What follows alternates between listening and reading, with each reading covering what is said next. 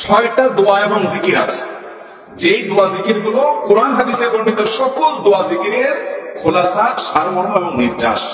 এই ছয়টাকে যদি কোনো মুসলমান নিয়মিত আঁকড়ে ধরে, তাহলে কোরআন এবং হাদিসে যত দোয়া এবং জিকির আছে কেমন যেন তার নির্যাসটা নিয়মিত সে আমল করবে। প্রথম হলো নবী করিম সাল্লাল্লাহু আলাইহি সাল্লামের প্রতি দুরূদ প্রেরণ করা।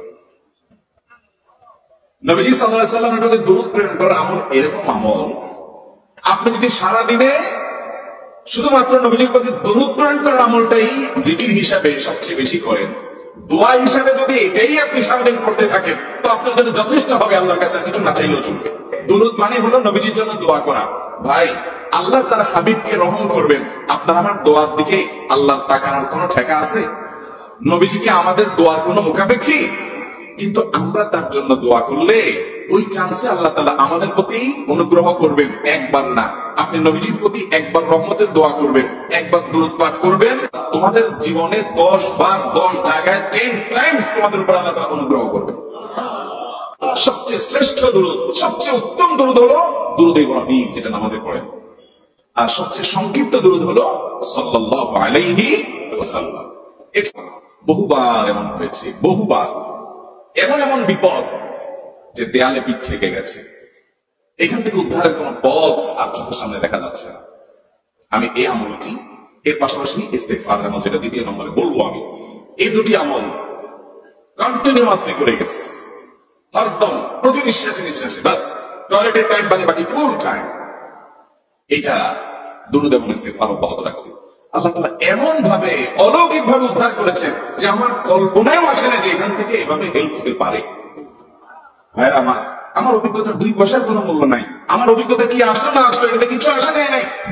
রাহমাতুল লিল আলামিন আল্লাহর রাসূল, আল্লাহর নবী ওয়াদা করেছেন যে আপনার পেরেশানি দূর হবেই হবে ইনশাআল্লাহ। অতীব দুরূদ আমল বেশি বেশি করব না ইনশাআল্লাহ। নাম্বার 2, ইস্তিগফার।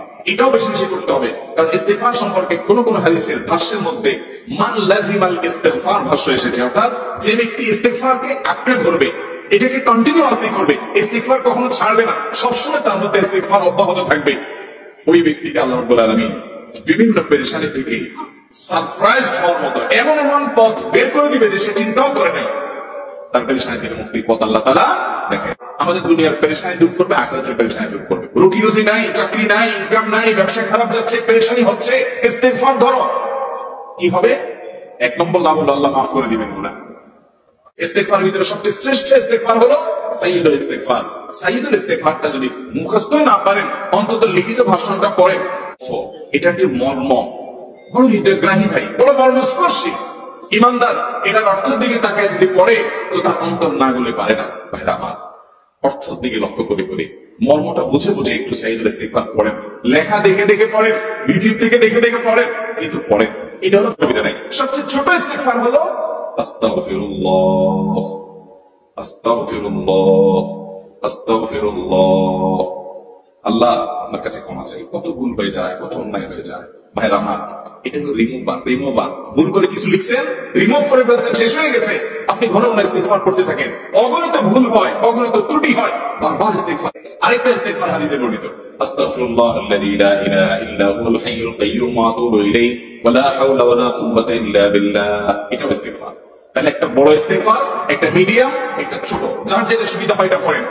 নাম্বার 3, এটা আমাদের বেশিরভাগ মানুষ জীবনে হয়তো শুনেনও নাই, অনেকে হয়তো শুনছেন, আমল করা হয় না। খুব সীমিত সংখ্যক আল্লাহ বান্দার আমলের তৌফিক হয়, সেটা হলো ইয়া যাল জালালি ওয়াল ইকরাম।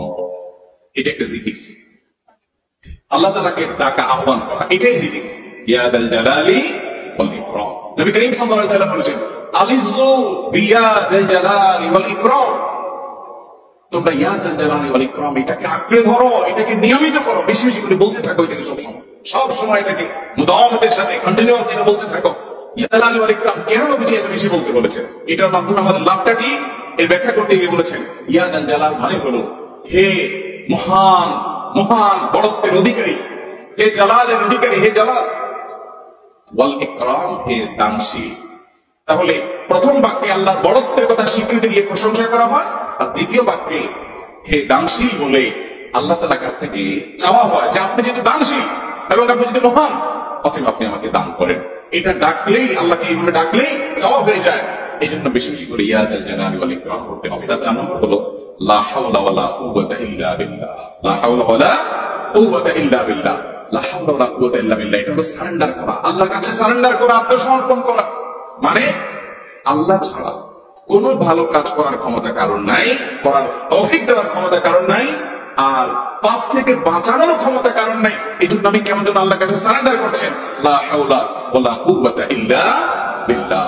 কোন অবস্থা, কোন সামর্থ্য, এগুলো কারোর কাছে নাই, শুধুমাত্র কার কাছে আছে? আল্লাহর কাছে আছে। এই অর্থ বুঝে আপনি লা হাওলা ওয়ালা কুওয়াতা ইল্লা বিল্লাহ বেশি বেশি পাঠ করবেন। নবী করিম সাল্লাল্লাহু আলাইহি ওয়াসাল্লাম বলেছেন, তোমাদেরকে কি আমি জান্নাতের একটা ভান্ডারের খোঁজ দিব, খবর দিব, যেটা জান্নাতের ভান্ডার, সওয়াব টওয়াব না, সাধারণ অল্প স্বল্প সওয়াব না, পুরো জান্নাতের ভান্ডারের সন্ধান দিয়ে দিব।